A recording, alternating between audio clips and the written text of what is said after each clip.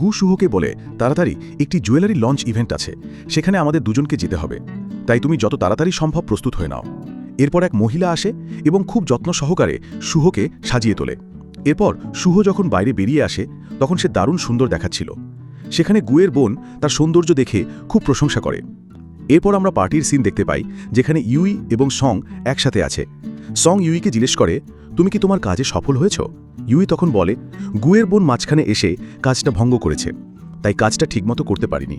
কিছুক্ষণ পর সেখানে গু এবং শুহ এসে হাজির হয়। তাদের দুজনকেই অনেকেই দেখে প্রশংসা করতে থাকে, কারণ তারা একসাথে খুব ভালো দেখাচ্ছিল। কিছুক্ষণ পর ইউই এবং সং এসে শুহকে বলে, তোমাকে এখানে কে ডেকেছে? তোমার কি বিভিন্ন ছেলেদের সাথে ঘুরতে ভালো লাগে? ঠিক তখনই মিস্টার গু এসে বলে, তোমরা কে বলেছে যে আমার বউ এই ওয়েটের মধ্যে আসতে পারবে না? শুহ তখন বলে, তুমি নিশ্চয়ই গতকাল কি ঘটেছিল জানার জন্য বেশ উত্তেজিত, বলি কি? শুহ আবার শুরু করে বলা যে কিভাবে সে সেই লোক নিয়ে যাওয়ার পর সে তাকে মারার চেষ্টা করেছিল, কিন্তু পরে সে তাকে এত মারধর করেছিল যে ওই লোক ভয় পেয়ে গিয়েছিল। আর তুমি জানো সে এখন কোথায়? সে তো এখন জেলখানায়।